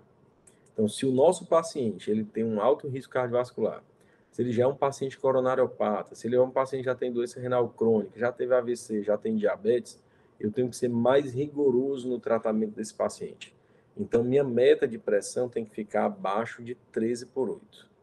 Então, esse slide é muito importante na prática clínica, porque às vezes o paciente está dando 130, 140, 150 no seu consultório e você não tem coragem, porque ele está assintomático, você não otimiza a sua terapia. Então, esse é um ponto crítico importante. A gente tem que saber para onde quer ir. Então, se o paciente for um paciente de alto risco cardiovascular, ele tem que ter uma meta de controle menor do que 130/80. Doutor Lima, como é que nós vamos tratar esse paciente? Então, a gente tem que lembrar que o tratamento da pressão não é apenas o remédio. Ele requer uma mudança na cabeça do paciente. O paciente tem que entender que ele está diante de uma doença crônica, de uma doença perigosa, que vai elevar a mortalidade dele, que vai aumentar o risco cardiovascular. Então, o tratamento do paciente hipertenso, eu digo muito isso para meus pacientes, começa com a cabeça. Ele tem que ter um tratamento já não farmacológico. A gente tem que incentivar fortemente ele parar o tabagismo, porque a gente sabe que são fatores de risco modificáveis que aumentam muito o tabagismo, o risco cardiovascular.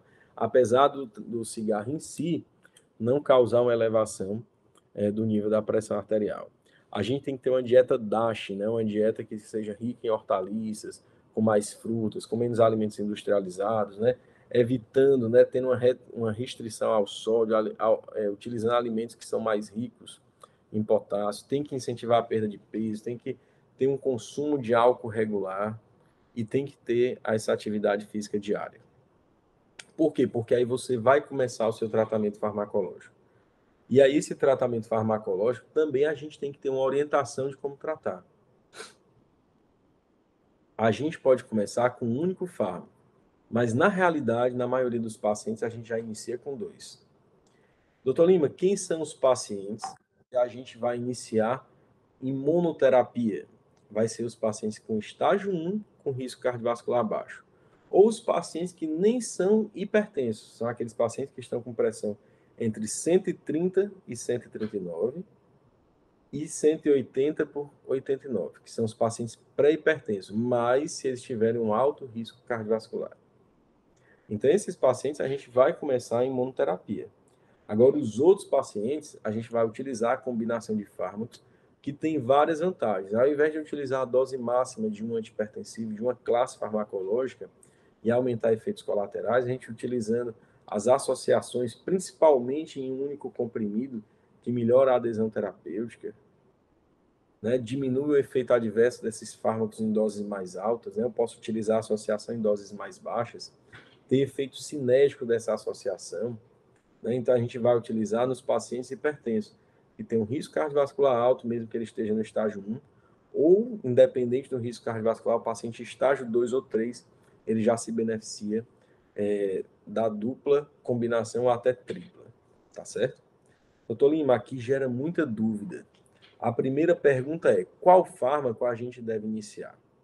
Então, a gente pode iniciar a monoterapia, ou até a combinação de fármacos, com qualquer uma das 5 principais classes. Com os diuréticos tiazídicos, com os bloqueadores dos canais de cálcio, com os inibidores da ECA, com os BRAS e com os beta-bloqueadores. Lembrar que os beta-bloqueadores não são antihipertensivos de escolhas. Algumas meta-análises, alguns estudos utilizando atenolol, mostraram até uma elevação da incidência de AVC. Então, o beta-bloqueador hoje ele não é a droga de escolha para o tratamento antihipertensivo. O beta-bloqueador hoje ele é utilizado em algumas situações específicas. Se o paciente já tem uma insuficiência cardíaca, que a gente viu que diminui a mortalidade, pacientes com angina, né, com terapia antianginosa, pacientes que têm taquicardias, né, pacientes que vão engravidar, que não tem contraindicação de utilizar beta-bloqueador, vai ser esse perfil de paciente. Então, sempre a gente vai dar preferência para qualquer uma da classe, os estudos mostram isso, que a gente inicia com um desses que eu falei, tá certo? Doutor Lima, mas ele não controlou mesmo utilizando 2 fármacos. Você acrescenta um terceiro fármaco.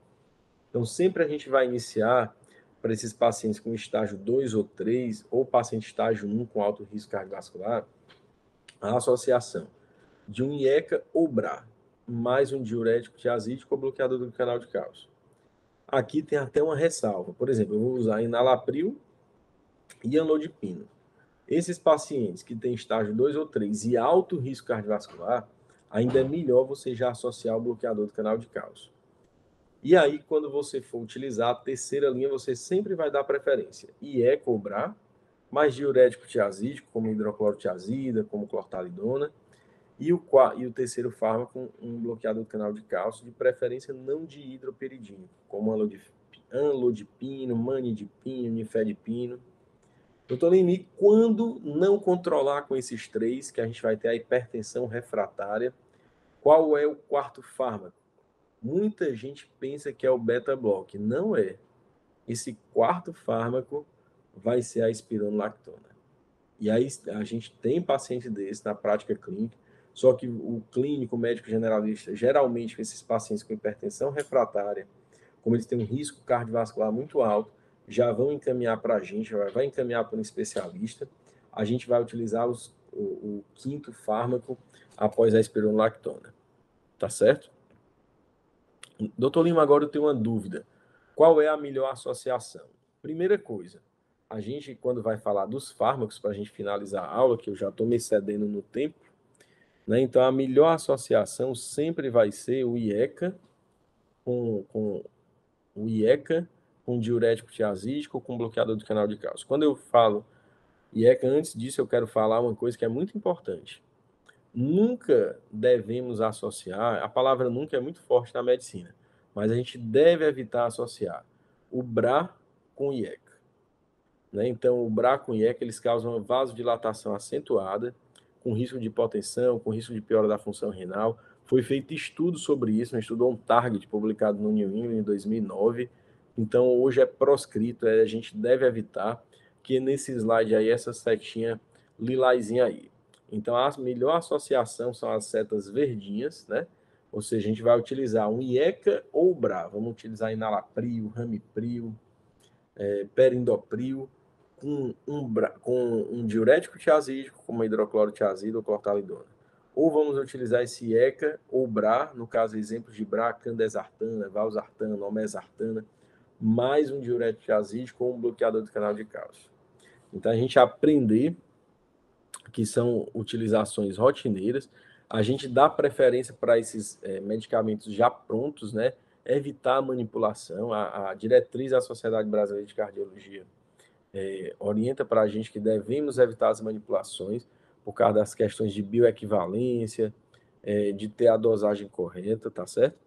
E então sempre preferir as associações em comprimido único. Por quê? Porque um dos grandes problemas da hipertensão é a má adesão terapêutica. Quando a gente... Agora vem a outra dúvida frequente do médico, né? Então a gente já falou quando indicar o tratamento, qual a meta terapêutica que vai ser nos pacientes menor do que 14/9, se ele for alto risco, menor do que 13/8, qual as principais classes farmacológicas a serem utilizadas, e agora quando é que eu devo iniciar, doutor Lima? Todo paciente eu já inicio? Não. Vamos lá, gente. Se o paciente for um paciente que ele é pré-hipertenso, ou se ele está no estágio 1, a gente dá até 3 meses para ele começar o tratamento. Agora, se ele é um paciente que já está no estágio 2 ou 3, não tem dúvida, a gente já deve começar o tratamento imediatamente. Por quê? Porque às vezes esses pacientes com pressão limítrofe, um estágio 1 com baixo risco, a gente tem um tempo para modificações do estilo de vida controlarem a pressão. Mas a grande maioria dos casos, pacientes estágio 2 e 3, estágio 1 com alto risco cardiovascular, não tem dúvida, você já deve iniciar o tratamento imediatamente após você concluir o seu diagnóstico. Muito obrigado a todos, foi um prazer participar desse evento.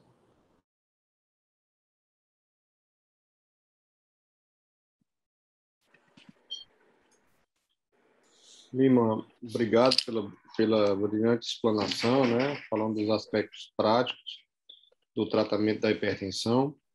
E agora, sim, eu passo a palavra ao Dr. Renan, né? Que vai falar também da abordagem atual do tratamento da diabetes. Dr. Renan, prazer tê-lo conosco. Obrigado, Pompeu. Boa noite a todos. Eu inicialmente agradeço o convite à comissão, é uma honra. E como deu problema aqui na transmissão, eu vou ter o auxílio de alguém para disponibilizar a apresentação.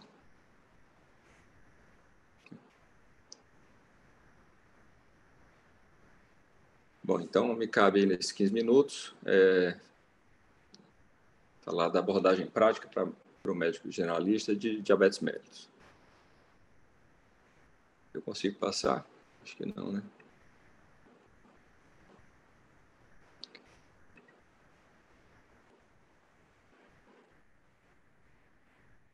Bom, eu quero iniciar aqui trazendo então para os senhores os objetivos de tratamento de diabetes mellitus, lembrando então que é fundamental essa abordagem em função da alta mortalidade. Então, nós temos como objetivo a redução de mortalidade nessa condição, prevenindo complicações micro e macroangiopáticas, as clássicas manifestações da doença, retino, nefro e neuropatia, e a prevenção da doença macroangiopática, infarto agudo do miocárdio, acidente vascular cerebral e doença periférica. Pode passar. Lembrando, pode passar, fundamental que, dentre os objetivos, a gente olhe para a qualidade de vida, proporcionando, então, uma boa qualidade de vida, reduzindo sintomas, evitando os efeitos adversos do tratamento e buscando a melhor adesão possível, que é um grande problema na terapia nessa condição. Pode passar. Bom, para atingir esses objetivos, o controle glicêmico é fundamental.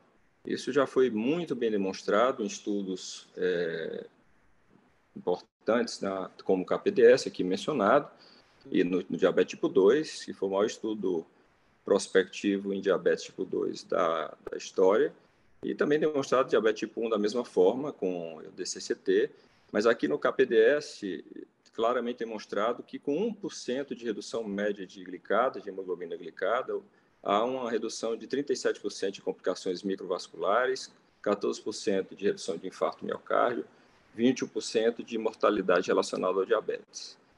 E tem um impacto muito grande o controle glicêmico também em relação a custo relacionado à doença. Em uma análise retrospectiva também inglesa de banco de dados, se mostrou que a manutenção contínua de glicada abaixo de 7% por um ano resulta em 25% de redução dos custos relacionados ao tratamento nessa doença. Pode passar.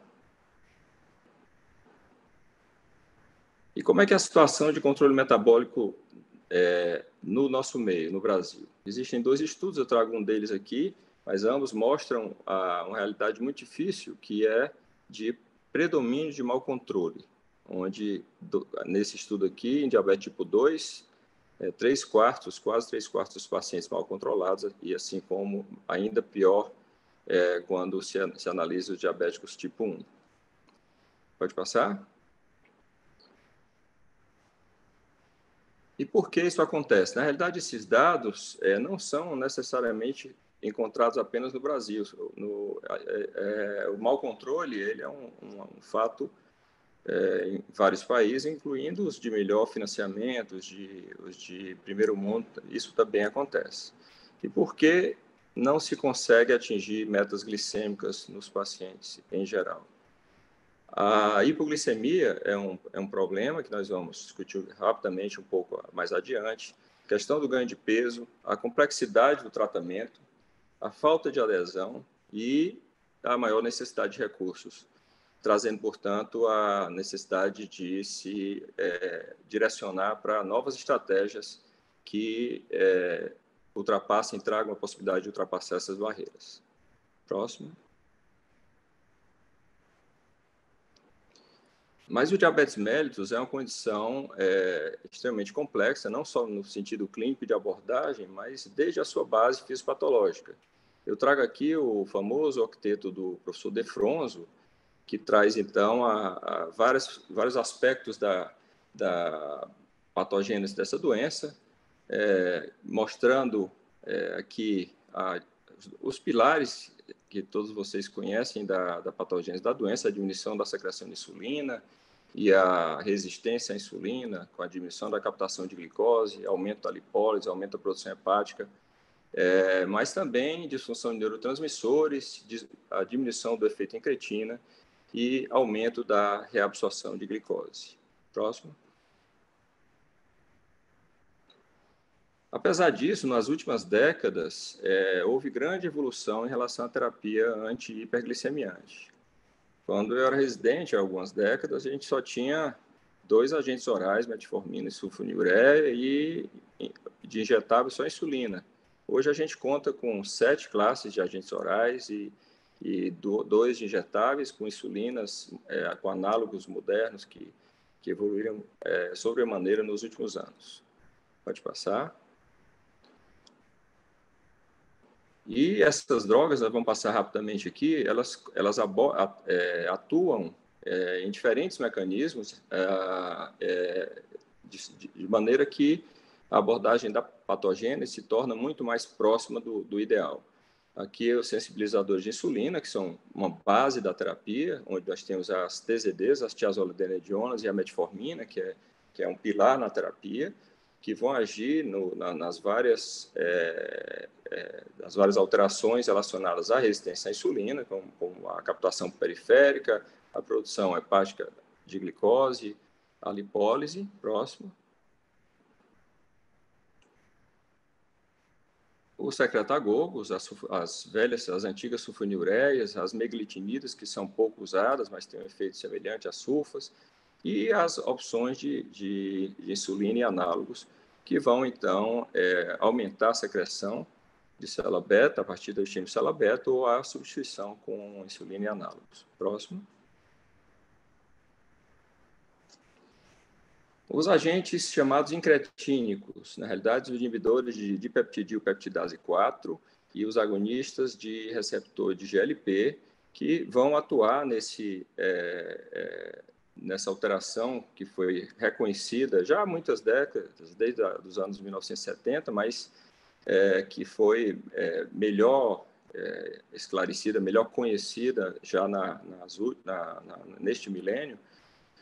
Então, agem no chamado defeito incretínico, na diminuição do efeito incretínico, que é um componente hoje reconhecido como importante na patogênese do diabetes tipo 2, e esses agentes vão, então, levar ao aumento de incretinas, principalmente o GLP, que agem aumentando a secreção de insulina e reduzindo a secreção de glucagon, dessa forma reduzindo a produção hepática de glicose e reduzindo os níveis de glicemia.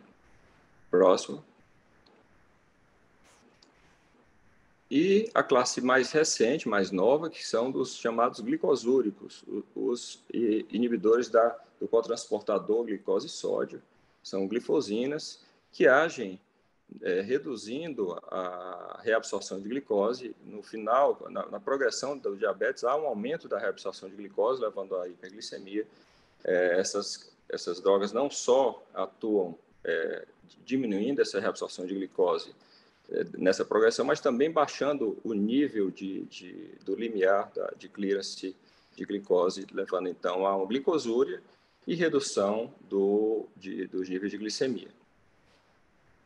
Pode passar? Bom, apesar de todas essas classes que abordam, como eu falei, os diferentes pontos da patogênese da doença, por que nós temos tanto mau controle? Na realidade, esse slide ele traz um retrato do tratamento usual do diabetes que ainda persiste no nosso meio. Esse é um tratamento que, de novo, me remetendo à minha residência, era o usual, onde era passo por passo. A gente sequer iniciava medicação ao diagnóstico. Primeiro era dieta e exercício, se não controlava, se passava a utilizar um antidiabético oral em monoterapia, se titulava em doses mais altas quando não controlava, e daí terapia combinada, depois insulinoterapia associada a drogas orais, e depois insulinização plena. Isso, em geral, trazia, então, um mau controle, ou seja, uma reatividade, sempre correndo atrás do prejuízo, como se fala. Pode passar? E a terapia tem que ser proativa, tem que se evitar exatamente essa inércia, que geralmente está associada, inclusive, à demora desse espaço de evolução, que é um ponto crítico em relação à abordagem. Pode passar.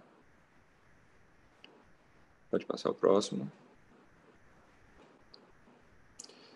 Então, em termos de evolução da abordagem, o que trazem as diretrizes, que trouxeram de evolução? Essas são diretrizes já dessa década passada, que são diretrizes não atuais, que eu trago aqui para chamar a atenção da progressão, onde se passou a considerar, já de início, ao diagnóstico de diabetes, a abordagem com metformina, a recomendação de terapia com metformina, até no pré-diabetes, terapia dupla com falência, caso não se atinja os objetivos em 3 meses, daí terapia tripla, daí combinação com injetáveis ou dentre eles, os análogos GLP ou insulina, mas ainda de uma forma passo a passo. Pode passar? Após isso, houve uma evolução de recomendações que ainda se adota, que seria a utilização, a abordagem baseada no nível de descontrole, ou seja, no indivíduo já com... volta, por favor. O indivíduo com descontrole mais acentuado já deveria ser considerado uma terapia dual, enquanto que aquele ainda com níveis mais baixos, a monoterapia. E naqueles pacientes já com glicada muito alta, acima de 9, já se considerar insulinoterapia, principalmente na presença de sintomas. Pode passar. Isso evoluiu para que recomendação hoje? Essas são as recomendações da Associação Americana, que também coincide com as recomendações da nossa sociedade brasileira e europeia, onde o que se leva em conta na abordagem, inicialmente, lembrar que a metformina é a base da terapia, assim como a mudança de estilo de vida.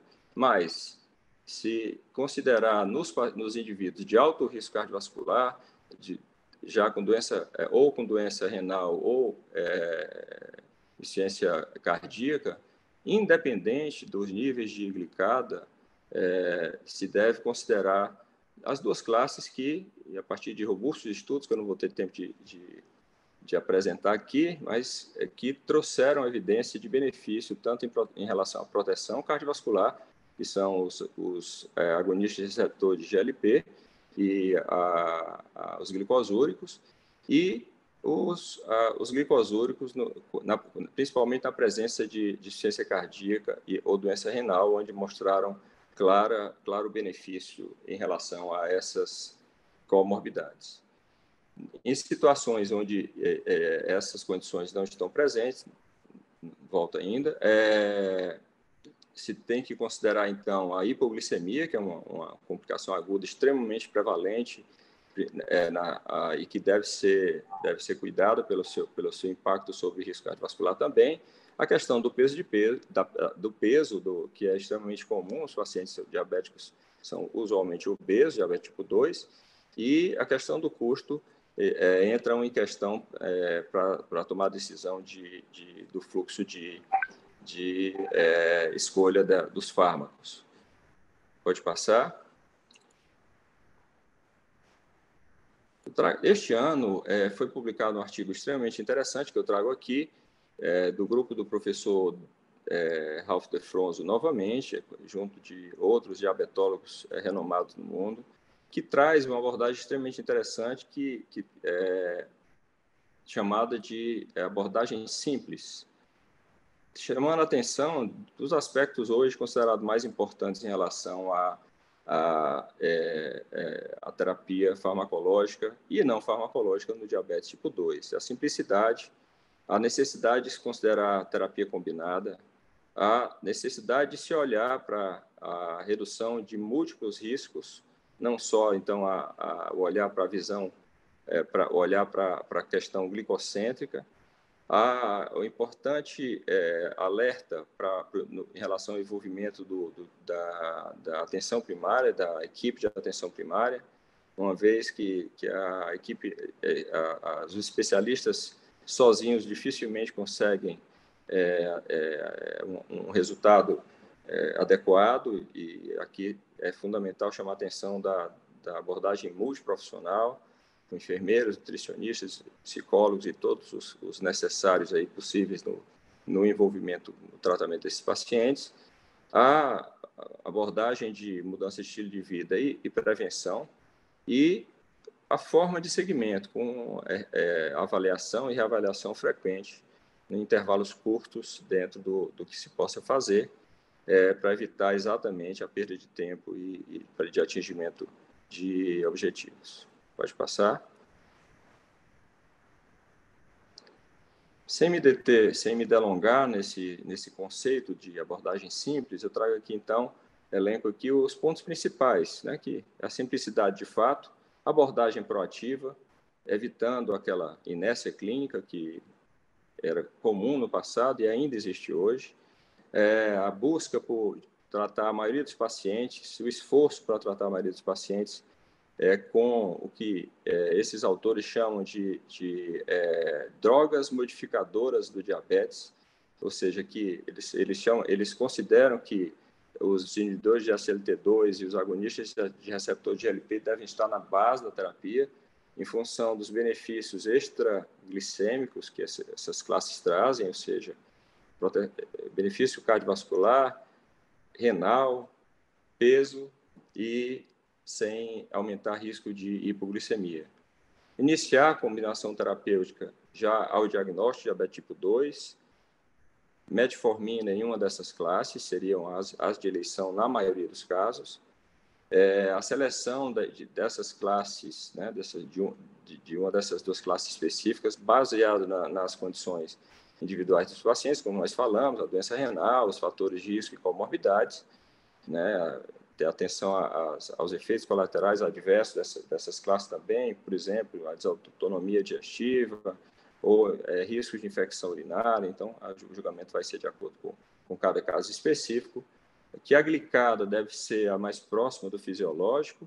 Os autores recomendam uma glicada menor do que 6,5. A literatura considera para a população adulta, em geral, abaixo de 7, mas se considera abaixo de 6,5 naqueles indivíduos com diagnóstico recente e com menor risco de hipoglicemia, principalmente com terapias não hipoglicemiantes.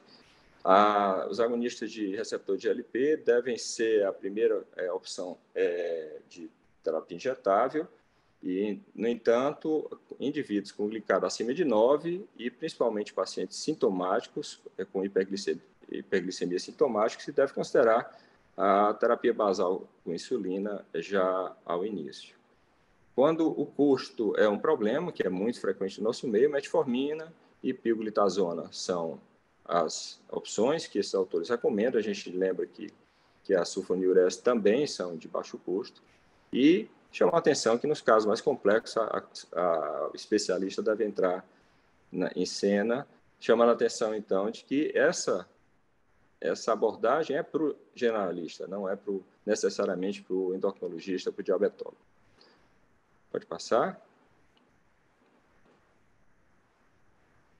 Fundamental nesse cenário todo, se lembrar que o monitoramento é essencial, tem que estar presente. Tá? Não monitorar a glicose é como dirigir um carro sem velocímetro. Não dá para se tatear, né? Apesar de se observar muito, mas tem que haver uma preocupação em relação ao monitoramento, que não precisa ser intensivo em todos os casos, mas deve acontecer. Pode passar. E, por fim, eu quero deixar aqui a importante lembrança, de que a abordagem do diabético, do indivíduo com diabetes, não é somente a redução de glicose. Então, a gente tem que sair daqui sem a visão glicocêntrica. Tratar diabetes não é tratar hiperglicemia.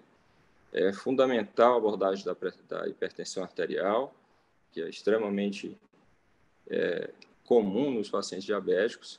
A abordagem lipêmica, né, a dislipidemia, as metas lipídicas, a meta de LDL no diabético, é fundamental que seja abordado, e não só a hiperglicemia. Pode passar. Então, quero deixar com mensagens para casa que o diabetes é uma doença complexa associada à elevada mortalidade. A melhoria do controle glicêmico está claramente associada à redução de complicações e desfechos negativos.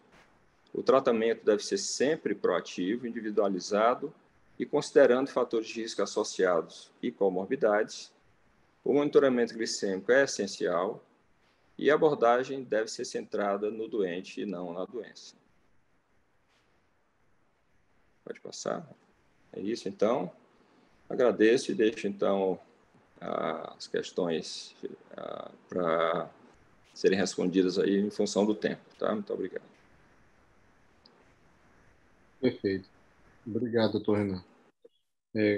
Eu pergunto aí como é que está a comissão organizadora em relação ao tempo, né? Nós temos tempos para perguntas? Infelizmente, não temos tempo para perguntas, doutor José Carlos. Nós já estamos com o nosso tempo extrapolado um pouco. Temos ainda um compromisso com os patrocinadores para exibição de seus vídeos e para darmos sequência à programação. Tá certo.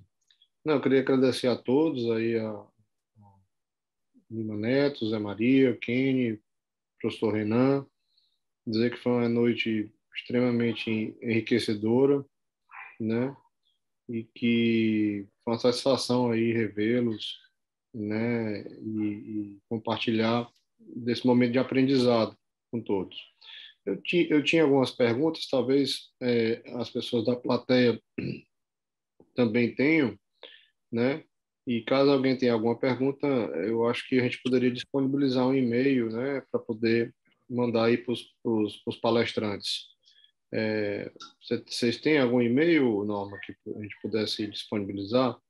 Colocar aí no chat. Doutor José Carlos, será repassado ao senhor, sim, e a estruturação das perguntas poderá ser formuladas e também será disponibilizado a todo o público. Amanhã, nós temos aí a Softaliza, que é o nosso suporte, estaremos providenciando isso e a organização já estará falando com o senhor em instantes. Tá ok, tranquilo. Ao longo da programação, estarei divulgando também o repasse dessa informação.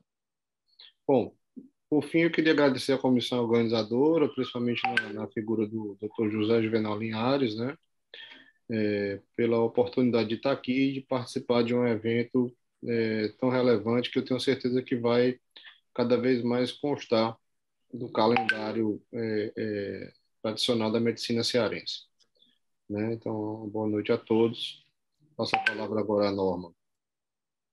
Doutor José Carlos, muito obrigada por sua compreensão, renovados sentimentos de gratidão também a todos os ilustres palestrantes, com temas extremamente relevantes, muitas perguntas, sim, estarão sendo suscitadas, mas ainda hoje, ao longo da programação, estaremos repassando como essas perguntas poderão ser encaminhadas e também respondidas para que chegue à ciência dos palestrantes e também do público que nos assiste.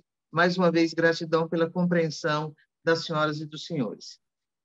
Na sequência de nossas atividades, teremos agora rapidamente a apresentação dos vídeos dos nossos patrocinadores, até porque é uma forma de homenageá-los, haja vista que, graças a eles, estamos tendo a possibilidade de realizar este evento e, graças a Deus, de usufruir do sucesso que ele está tendo. Vamos, então, ao vídeo dos patrocinadores, por gentileza.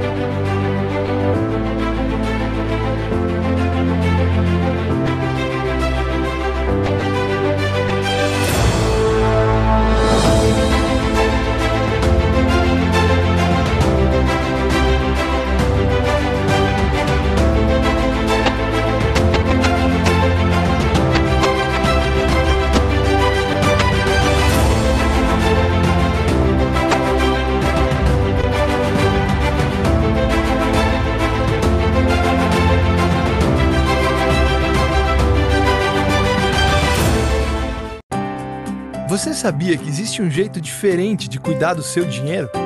Muito prazer, somos o Sicredi. Somos a primeira instituição financeira cooperativa do Brasil, com mais de 118 anos de crescimento. E toda essa força é resultado da soma de cada um de nós.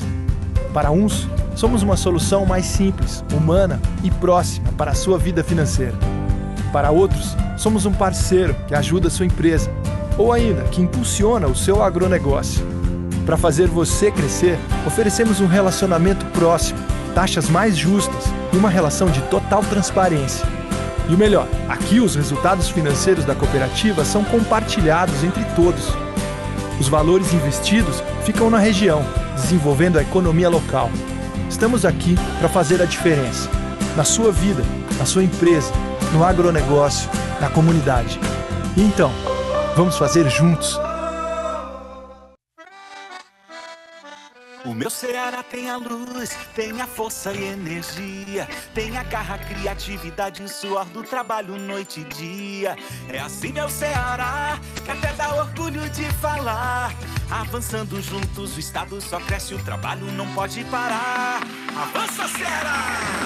A gente tá junto, movendo a economia pra frente. A gente tá junto, inovando pra ser diferente. A gente tá junto, mais veloz e mais experiente, porque o meu Ceará avança com a gente. A gente tá junto, fazendo um futuro presente. A gente tá junto, mostrando o estado valente. A gente tá junto, mais incluso e mais eficiente, porque o meu Ceará avança com a gente. Governo do Ceará, avançando juntos, o trabalho não para.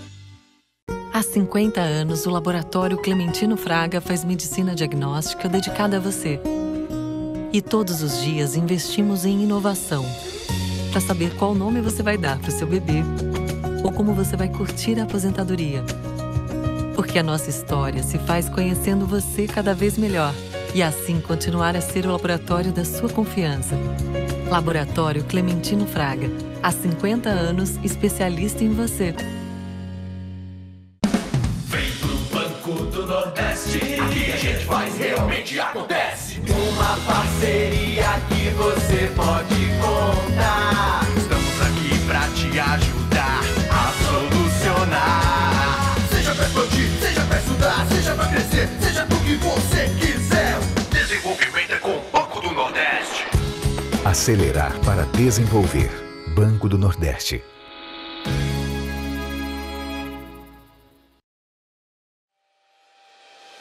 A necessidade de ressignificar momentos se tornou ainda mais necessária agora.